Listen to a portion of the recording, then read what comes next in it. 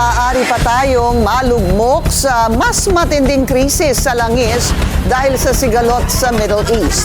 Matapos kasi ang ultimatum ni US President Donald Trump sa Iran na buksan ang Strait of Hormuz, mas matapang ang naging sagot ng Tehran.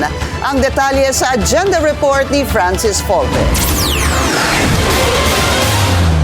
Lalong iipitin ng Iran ang Strait of Hormuz kapag inatake ang mga power plant ng Tehran.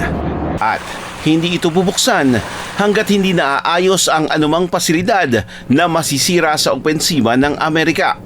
Yan ang sagot ng Iran sa babala ni US President Donald Trump. Napupulbusin ng US ang power plants kapag hindi pa rin binuksan ang Strait of Hormuz sa loob ng 2 araw.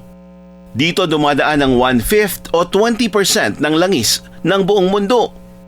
Ito na raw ang pinakamatinding krisis sa langis mula noong Arab oil embargo noong dekada 70, ayon sa ilang eksperto.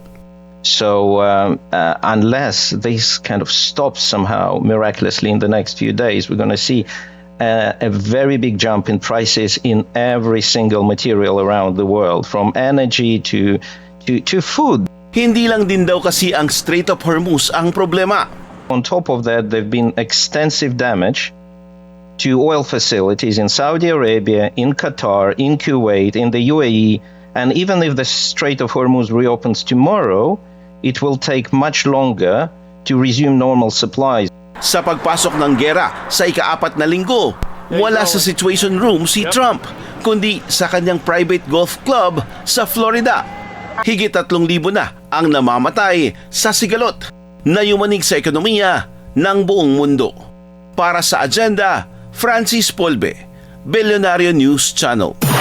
Mag-follow sa aming mga social media accounts at mag-subscribe sa aming YouTube channel para sa pinakahuli at eksklusibong mga balita.